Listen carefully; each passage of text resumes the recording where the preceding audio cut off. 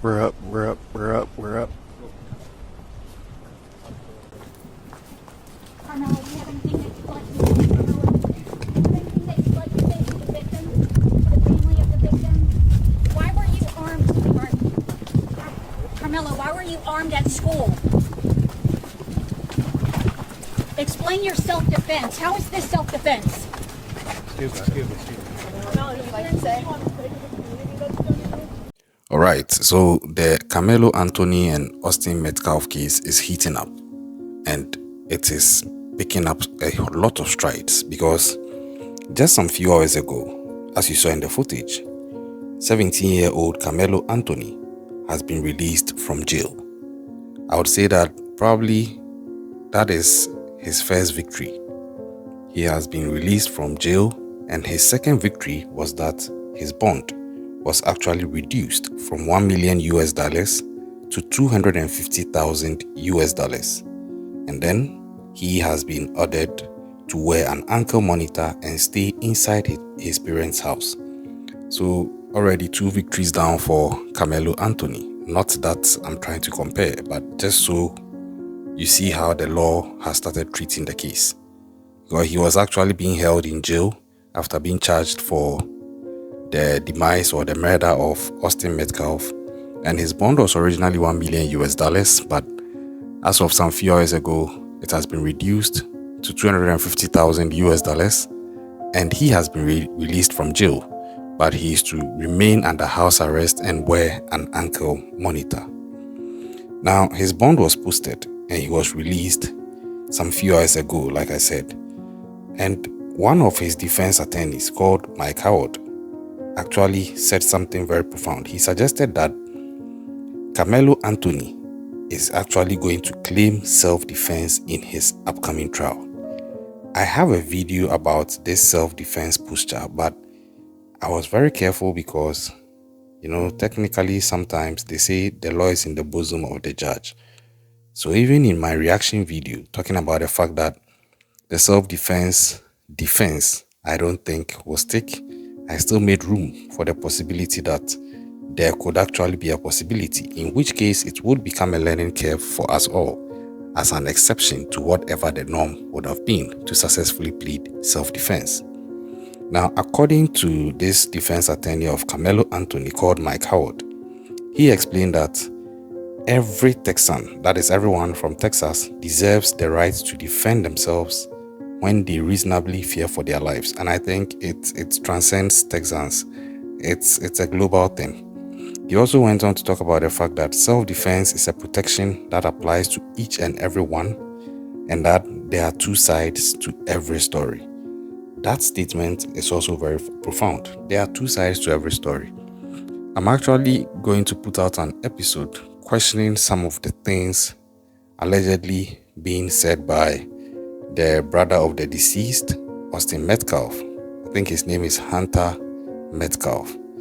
And the fact that questions are coming up about the possibility that maybe some of the accounts that they gave might not be accurate. I'll be getting into that bit, but just so we understand and appreciate the point being made by this Mike Howard, defense attorney fellow of Karmelo Anthony, when he says that there are 2 sides to every story. Now, he also goes on to talk about the fact that Karmelo is just 17 years old and that he was an excellent student, and that Karmelo is also captain of his track team and the captain of his football team. So that is just to highlight the fact that Karmelo has a track record of awesomeness and excellence. He is not, excuse me to say, some bum wayward kid who has the probability or a high propensity and is prone to violence and other thug life antics. But he also went on to admit the fact that despite all these things being said, this whole incident is a tragedy all the way around for both families. That is the families of Karmelo Anthony and the family of the deceased Austin Metcalf. And I always talk about this thing that when we are looking at true crime, mostly our empathy gravitates towards the victim and the family of the victim. And most often, the culprit is is not somebody who may be likely to enjoy empathy. I understand it to an extent. But more importantly, most people don't often even consider what the family of the culprit is also going through. Because whatever the case may be, they are also facing something at the end of the issue, because their family member, whom might be a loved one of theirs, is going to face the law and a consequence as a result. So, like he said, it's a loss all around for both families. Now, it didn't end there, because as it turns out, the defense attorneys went on to clarify the fact that, this GoFundMe had been set up for Karmelo Anthony, and they clarified that as it stands now, although Karmelo Anthony's bond has been reduced from $1 million to $250,000, the GoFundMe has already raised up to about $412,000. But guess what? That money is not a bond fund. That money is not meant to pay the bond, but it's rather to be used by the parents of Karmelo Anthony to pay for their rent and bills. Because it turns out that the parents of Karmelo Anthony had to take time off work and hire attorneys to deal with their son's legal battle. So it tells you how ready they are. Unfortunately for them, they also have money to back the efforts they are going to put in to fight for their son. Bear in mind, the position of the law in any criminal case is that even though someone is a suspect, the person is presumed innocent until proven guilty. And that is where the whole battle will come up in court. Now, to the contrary, the prosecutors were asking that Karmelo Anthony's $1 million bond remains unchanged. Now, they were asking for this based off of the argument that the hefty bond fee was standard for murder cases in Collin County, Texas.